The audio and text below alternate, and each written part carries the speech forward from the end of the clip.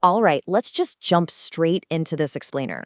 Today, we're completely rethinking everything we know about how psychological change actually happens in a therapeutic setting.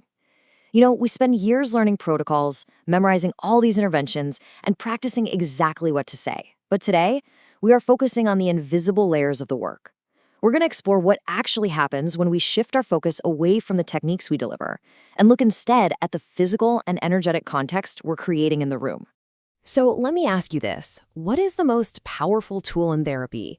You'd probably think it's a specific technique, right? Or maybe a perfectly timed cognitive reframe, or some clever metaphor that just makes everything click for your client. But what if the absolute most critical clinical moves don't involve any words at all? What if the real intervention is entirely unspoken? That brings us to a brilliant point from Todd Schmenk's course on the subtle essence of acceptance and commitment therapy, or ACT. He says the goal of ACT is to create a life worth living, not a mind worth correcting. This perfectly illustrates our starting point today. We aren't here to just fix a broken mind using some procedural checklist. Therapy at its absolute highest level of artistry isn't about symptom elimination or, correcting a defective machine. It's really all about fostering genuine psychological flexibility. And this idea establishes our baseline paradigm. A client isn't damaged. They are literally just stuck. They're stuck following unworkable rules. Basically, they're pursuing strategies to manage painful thoughts and feelings that might have made sense at one point in their lives, but have just completely run out of road. This reframe changes absolutely everything. Because if a client isn't broken, well, they don't need us to be their mechanic. They just need a space where they can learn a more workable approach. To actually help someone get unstuck, we need to contrast the traditional approach of managing the client with the incredibly powerful act of modeling psychological flexibility right there in real time.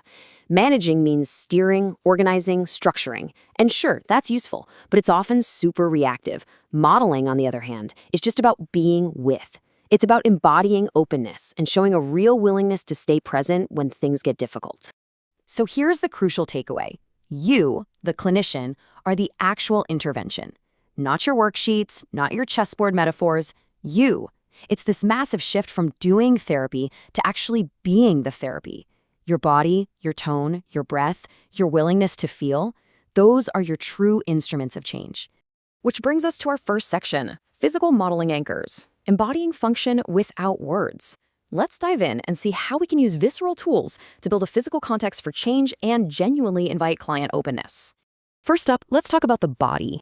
Think about the contrast between a closed, defensive posture, arms crossed, leaning away, holding a lot of tension, and an open body stance. An open body means relaxed shoulders, uncrossed arms, a really grounded presence. When your client is squirming or shutting down, your open stance acts as a literal physical invitation. You're communicating, entirely without words, that this uncomfortable moment is totally safe to inhabit. Your posture itself is a clinical tool. Second, let's look at the difference between anxious, rushed pacing and an open breath. It happens all the time. When a session gets intense, we unconsciously hold our breath right along with the client. But taking an open, slow, paced breath communicates this calm, steady presence. It acts as an unspoken co-regulator. When you breathe openly, you're literally giving the client's nervous system permission to pause and do exactly the same thing. Third, just notice how an open voice completely changes the environment. A sharp, interrogative question naturally narrows a client's field of awareness, right? It puts them on the spot. But a warm, modulated voice, one that naturally softens right when a client's jaw tightens or when they start bracing themselves, that gently broadens their awareness. It reinforces that you are right there in it with them, not just dissecting them under a microscope. All right, moving on to section 2, the space between, using the unspoken layer of communication. Because this unspoken layer isn't just a gap in the work, it is the exact place where the real magic happens. Just think about how a few seconds of intentional silence acts as an active clinical tool. Imagine this scenario. At 1 second, a client pauses. Maybe they hit a really difficult emotion.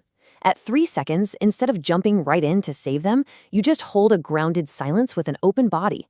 And by 5 seconds, something entirely new emerges from the client. Maybe a profound vulnerability or a deep insight that would have been totally crushed if you had rushed in to fill the quiet. Your stillness is exactly the support they needed. As you navigate this space between, your micro movements actually co-regulate the client. If they speed up because they're avoiding something, you purposefully slow your own pacing down. When they squirm in their seat, you stay physically grounded to model that, hey, discomfort is tolerable. You soften your voice when they brace for impact, and you breathe deeply when they hold their breath. You are literally using the therapeutic space to signal safety. And that brings us to section 3, the invisible mechanics of variation, selection, and retention. So, why does this embodied, silent approach actually work to change deep-rooted human behavior? How on earth does your breathing or your silence genuinely lead to therapeutic breakthroughs? Let's check out the invisible mechanics behind it all. Well, it really all comes down to the evolutionary principles of variation, selection, and retention. From a functional perspective, behavior evolves dynamically based on the environment. We need to encourage variation, meaning exploring new responses to old triggers. We need to support functional selection, so shaping behaviors that actually help long-term, rather than just providing a quick fix of relief. And finally, we need to support retention, reinforcing those adaptive behaviors so they actually stick. Here's exactly how these mechanics play out in action during your sessions. By holding a grounded silence, you're providing the necessary space for new behavioral variations to emerge from the client. By softening your voice during their distress, you help select for connection and willingness over avoidance. And by maintaining an open posture when they make even a small, flexible shift, you are non-verbally reinforcing the retention of those values-based actions. Ultimately, when you master your breath, your pacing, and your physical presence, you stop merely delivering interventions. You become a literal context for change. You become the very environment where new, healthier, more flexible behavior just naturally makes sense and becomes totally possible for the person sitting across from you. So I want to leave you with a final, slightly provocative thought to take into your practice and just your daily life. Take a quick inventory of your own posture right now, wherever you're sitting. Check your shoulders, check your breath, and ask yourself, how is your physical presence reinforcing or closing off the people around you? Are you managing them or are you modeling for them? Thank you so much for joining me for this explainer, and I will catch you next time.